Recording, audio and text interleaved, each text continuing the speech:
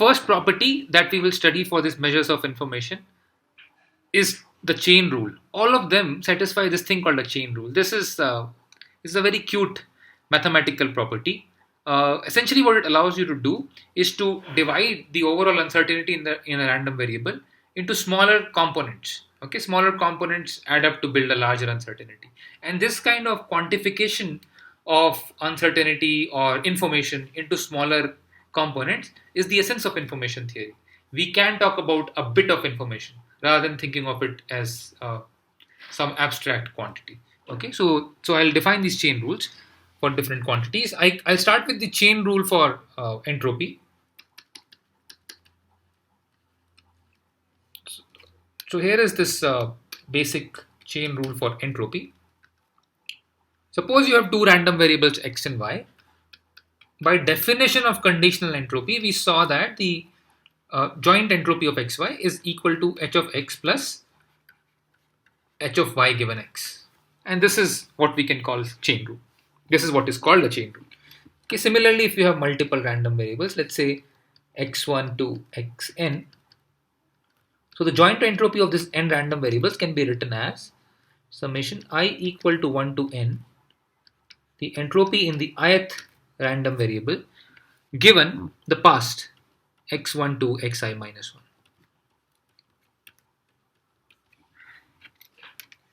1. Just a little bit, right? Okay, so the total entropy can be decomposed into the smaller components. The remaining entropy given the past. These are the smaller components.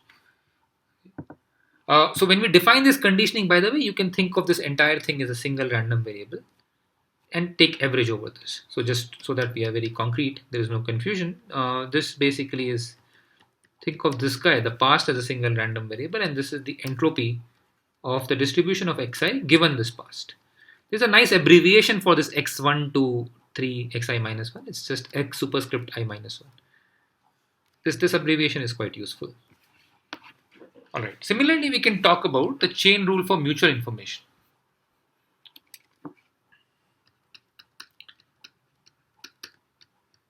Remember, we have already defined conditional mutual information. So just like entropy, we'll use conditional mutual information to decompose mutual information into different parts. So for three random variables now, let's say x1, x2 and y, the mutual information between x1, x2 and y can be decomposed as the mutual information between x1 and y plus the conditional mutual information,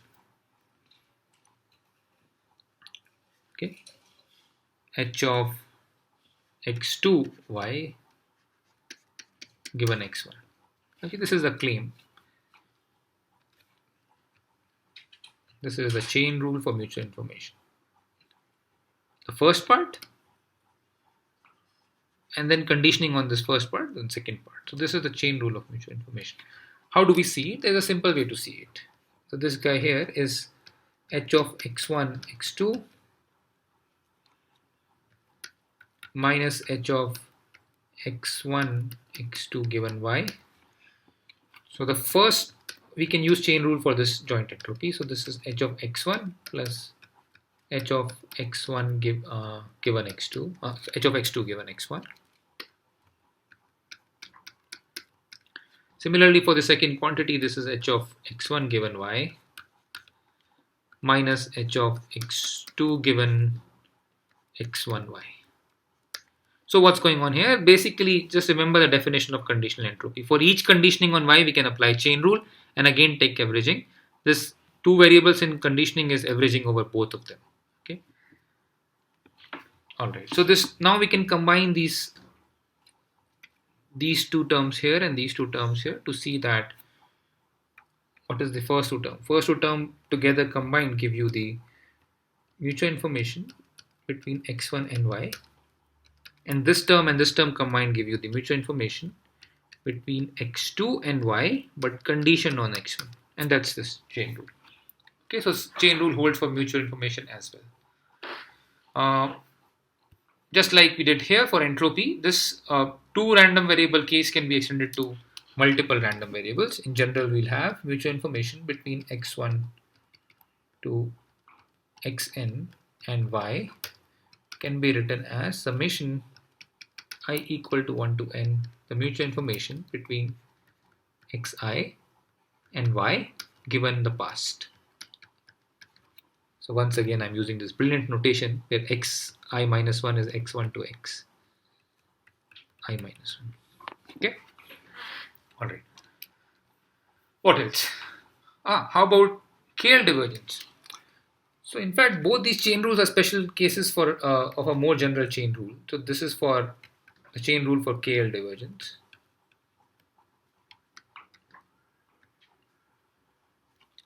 So how do we show chain rule for KL divergence? So imagine you have a joint distribution Pxy and another joint distribution Qxy. We would like to decompose this scale divergence between these two into smaller parts. So this we will show. Actually, let me just show it right away. So this is equal to expected value over Pxy of log of Pxy x. So this notation is a bit complicated. Pxy is that I'm thinking of the PMF. So Pxy is the PMF of xy evaluated at x and y, and Qxy is the PMF of xy evaluated at x and y. So for abbreviation, I don't want to carry the subscript everywhere in this proof, so I'll just call this thing P xy, and I'll just call this thing Q xy. This is just a quick abbreviation, okay? Now we can write Pxy using base formula as Px, the marginal of x. Similarly, this is Qx times, times P of y given x, Q of y given x.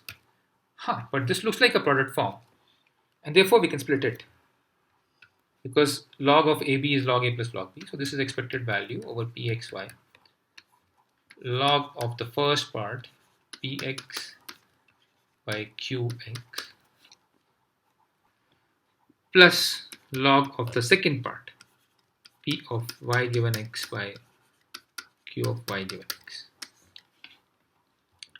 So this is equal to, now we can split the expectation over these two terms. So because of linearity of expectation, expected value of the first guy plus expected value of the second guy. Note that this first guy is function only of x. So this first term is just the expected value over Px of log Px by Qx. That's the first term. What is the second term? Second term is the expected value of Py given x and Qy given x. Alright, so these are the two terms that we get. So these two terms, the first term can be readily seen as the divergence between Px and Qx.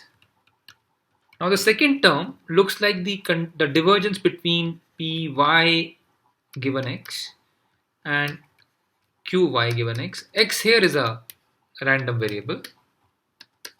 Okay, so first you can take that condition of Py given x outside, and there will be a conditioning over x left. Okay. Oh, this I should be more careful. This conditioning outside is over Px. Okay, and this is what we defined as the conditional divergence. In fact, the chain rules are used to define conditional divergences so that you define it in a way that the difference is exactly the conditional divergence. Okay, so what have we shown? Let's see what we have shown. So what we have shown is that KL divergence is equal to the sum of these two divergences. Okay, so this, I'll just write it here. This is equal to d Px Qx plus d Py given x Qy given x condition on x. So this denotes that the averaging is over Px. So what happens when x and y are independent? So if x and y are independent, in that case this quantity here is just dpy qy. And this is exactly what that what the additivity property is for independent x and y. Dpxy qxy is just the sum of individual divergences. It follows from chain rule of divergence. We also saw that total variation distance is subadditive, but here this is exact equality. Okay. So in general, this again the same thing. If you have multiple random variables, you can do the same thing. So divergence between. So now, yeah, what have we seen? We saw this for two random variables. Now you can extend it to multiple random variables as well. Divergence between p x1, x2, blah blah blah, xn, q x1, x2, xn is exactly equal to sum over I equal to 1 to n divergence between p xi given xi minus 1 q xi given the past. So each time, what's the new divergence? Averaged over pxi minus 1. So this is very important. The averaging here is over the first coordinate, okay? The expectation. That's the distribution you use for averaging. All right. So I'll close this lecture with a small observation which has been coming up again and again. So I like to revise it. It's about conditional expectations. So we have used more than once the following fact. If you have a random variable z, then the expected value of z can be written as expected value of the conditional expectation of x given z. So this conditional expectation is a random variable. If you take expectation of this conditional expectation, you get the expected value back. And that's something we've used several times in these kind of proofs. But it's easy to verify this property for discrete distributions. This holds in great generality. All right. So I'll stop here for this lecture. See you in the next lecture.